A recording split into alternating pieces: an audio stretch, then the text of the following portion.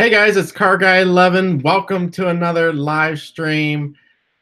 Tonight we're going to discuss the Geneva Auto Show, which has been going on this week, past 2 days. So lots to talk about there. But before we get started and let people join on, I just want to remind everybody to check out my latest video.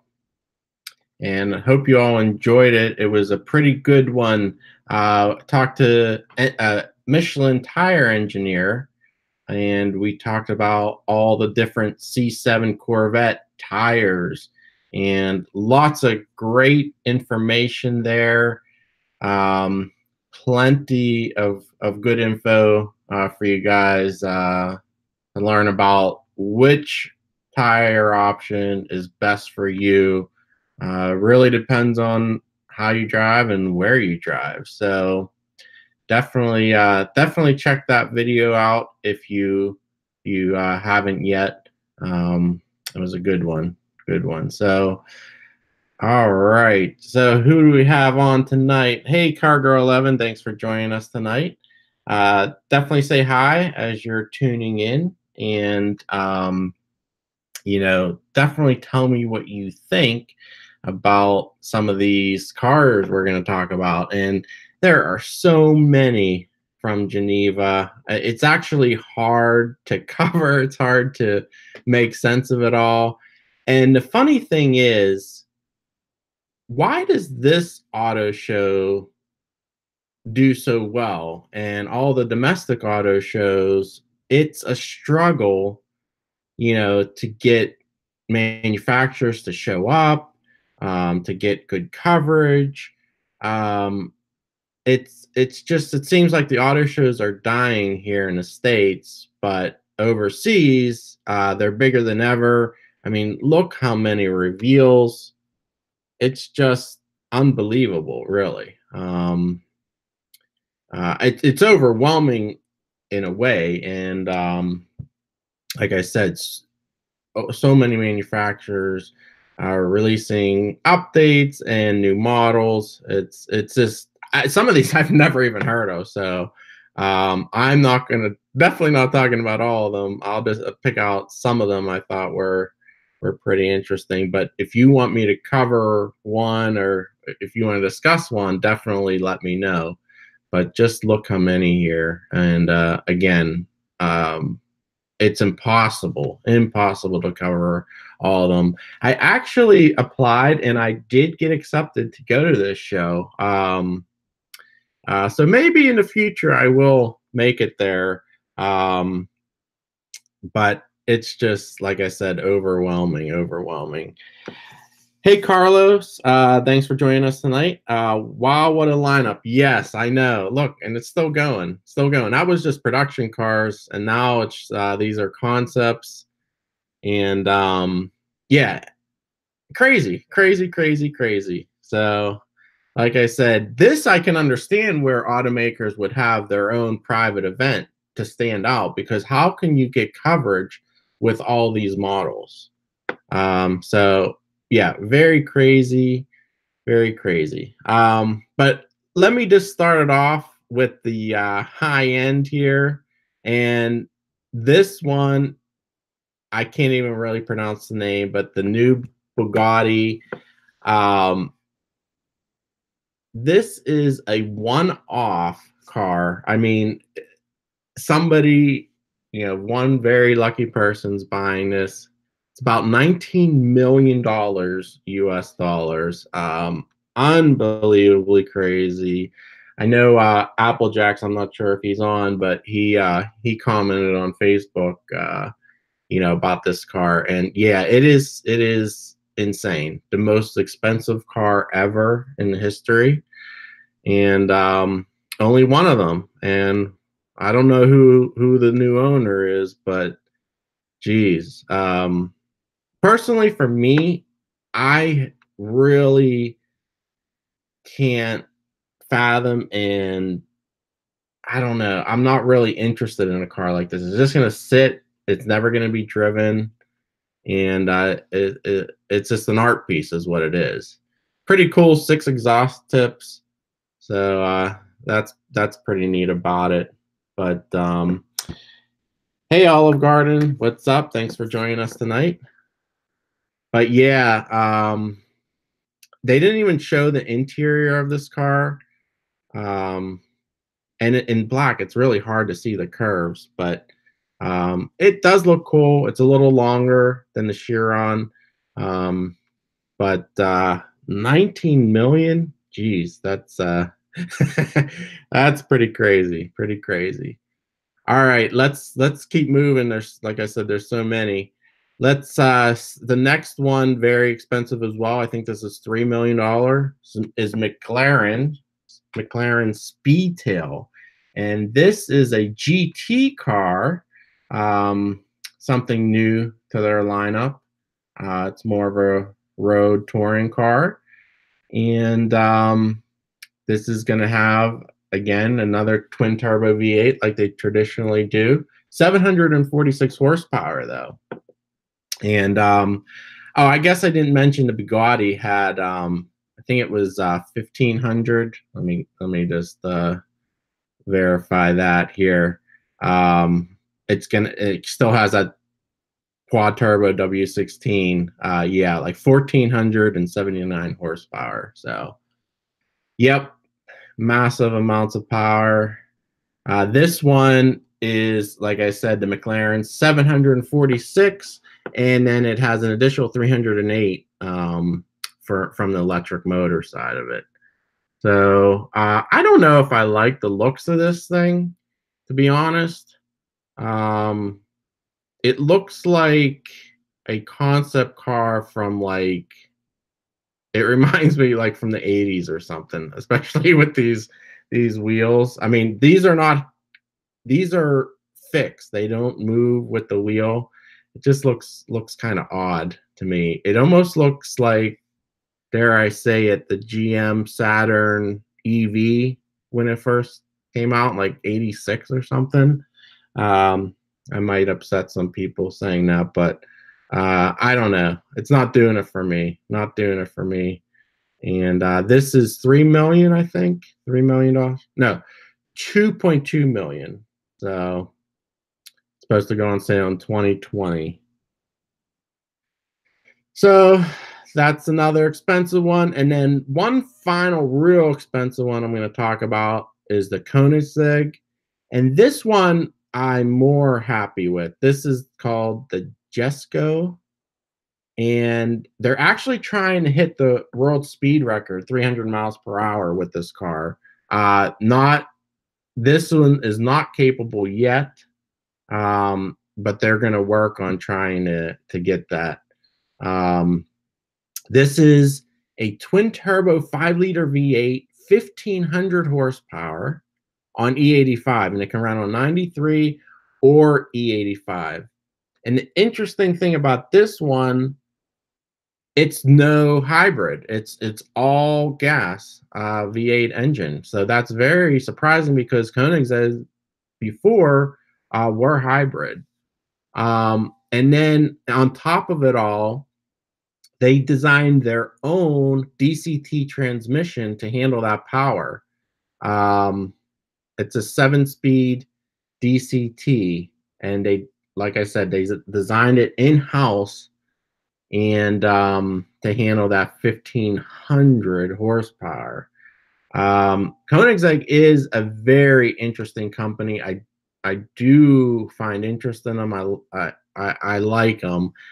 This one is not, even though it's going to be extremely expensive, but they're designing their own engines. I mean, their own transmissions. They do all their carbon fiber work. It's pretty sick. And it will be $3 million, but like I said, it's all custom. Hey, Matt Rosenthal, thanks for joining us tonight. Yeah, so this one, I know it's $3 million, but at least, like I said, they're not using any parts from anybody. It's all designed on their own and very, I mean, transmissions, engine, everything. So it's very, very very custom and extremely high quality. So, all right, now let's talk about, come down a little bit, talk about something a little bit more affordable, if I could call a Ferrari affordable. So next we have the new Ferrari F8 Tributo, and this replaces, of course, the 488, which really wasn't that old.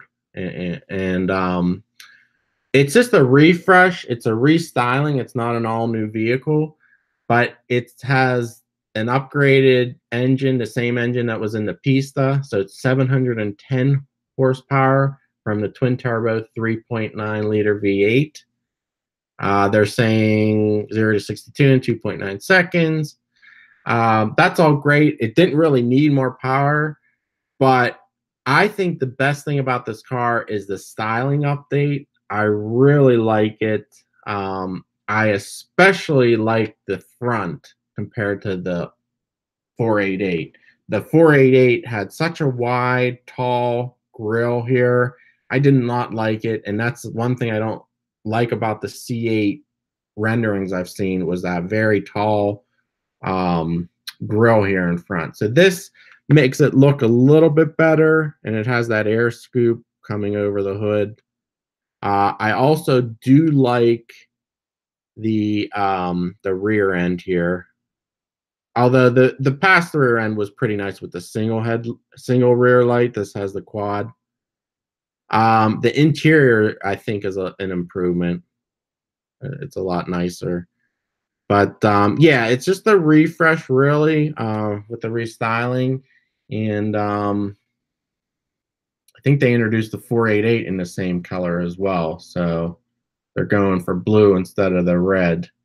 But sharp car, sharp car. And this one, you know, there's a chance of seeing it,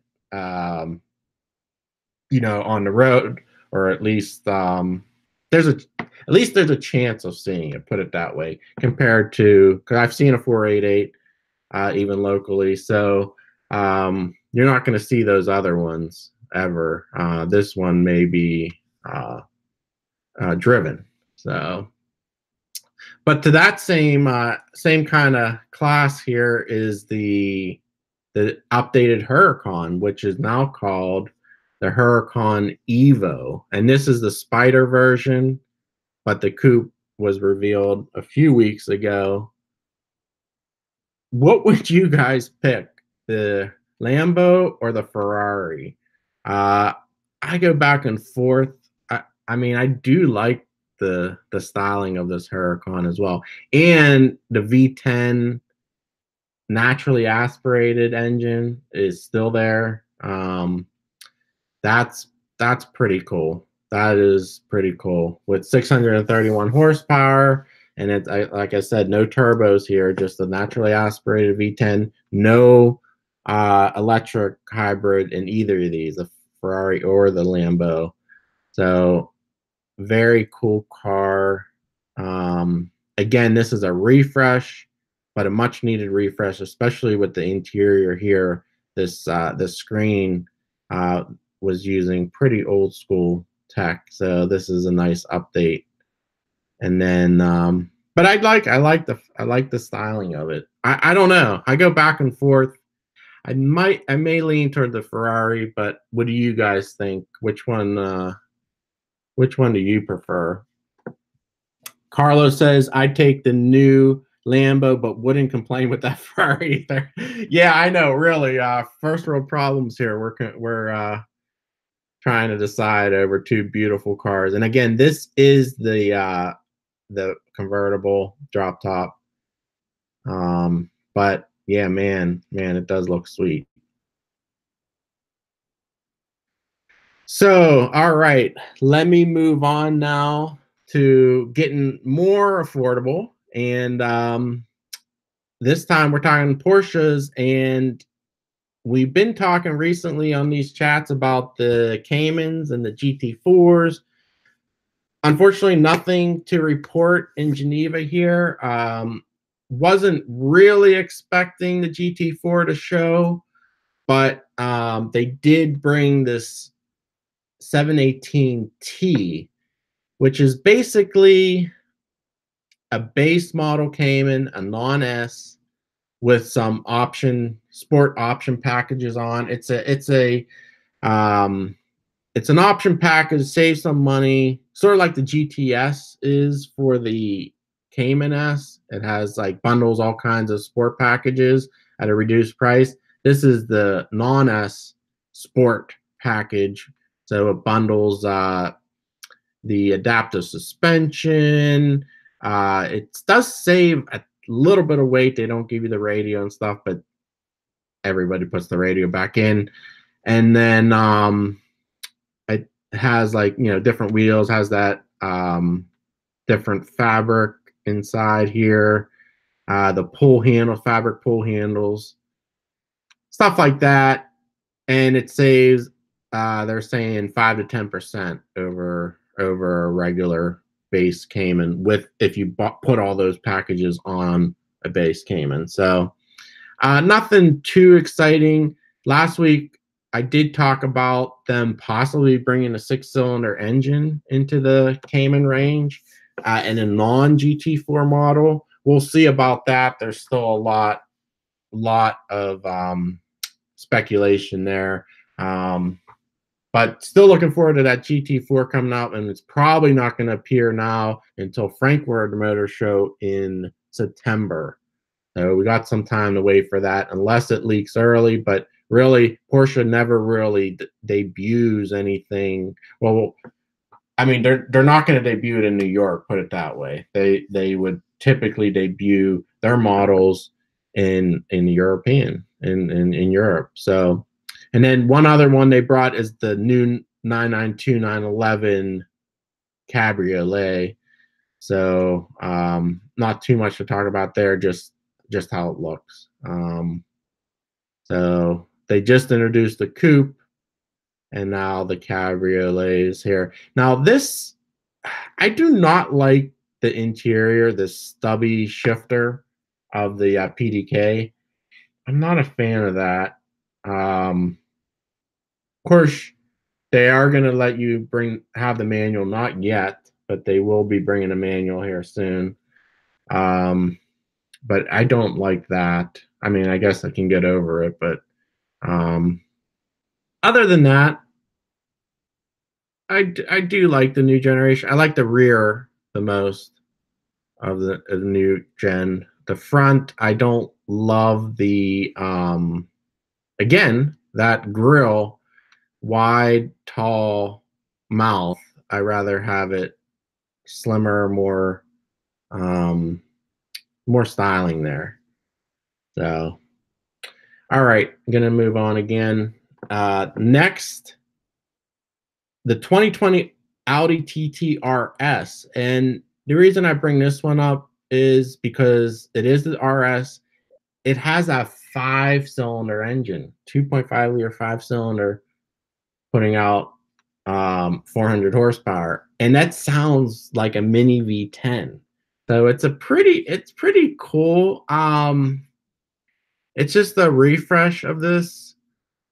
I don't know if I have to take one of these for a ride. I can't say I've been in one, an Audi TT, and I'd like to see how they are. I mean, the pricing, they're probably going to be, almost 70 grand. Well, that's in Germany, but with the RS, but you can get the lower models cheaper. But of course, the 5-cylinder would be the one to get with that sound. I don't know. It's an interesting car to me. Like I said, I would like to know more about it or experience it. If anybody has one, let me know. I would love to take one for a ride. But all right, let's move on to some SUVs now. And since Jeep's on this channel, let's talk about the Jeep Compass and Renegade. They put a hybrid powertrain on here. Now, I think this is a good thing. Jeep does need to have some hybrids in their lineup because they have to compete well with the fuel economy regulations and government. But in addition, just to compete with all these other small SUVs that are now becoming electric. So what they did, they have a new engine for 2019. It's a 1.3 liter turbo, and they combine that with an electric motor. But the 1.3 liter turbo is just the base engine now, without the electric motor. But for 2020, they're going to have this plug-in electric, plug-in hybrid. So it does add decent amount of power, like 237 horsepower, which is way more than it offered before. This will have the electric motor on the rear axle, so it'll be a all-wheel drive, similar to what Toyota does with its hybrid SUVs, and even now the Prius has an all-wheel drive option. But I'm sure this will be coming to the U.S. as well. Again, they introduced it here in Geneva, but I think it will, and I think it is a good idea to have some of these in Jeep's lineup because it has to stay with the times. Alfa Romeo also, this is a concept. This is a concept SUV, but it looks like they're going to have this plug-in hybrid. It looks like it's going to be based on that same platform, unfortunately, but it does look like it is going to be that same powertrain. And they didn't give specifics here, but this is a concept again. Of course, the interior is not going to look like this, but Alfa does need more depth in their lineup, so this is going to be a smaller than the Stelvio, smaller SUV. But I just hope, I mean, the downside is it's going to be front wheel drive based. I don't know if they can tweak it anymore with that electric motor, more power in the back. I don't know, but it's kind of a shame that they're not sticking with rear wheel drive based in the US here. So I know in Europe they have a front wheel drive model, but here it's all rear wheel drive and all wheel drive.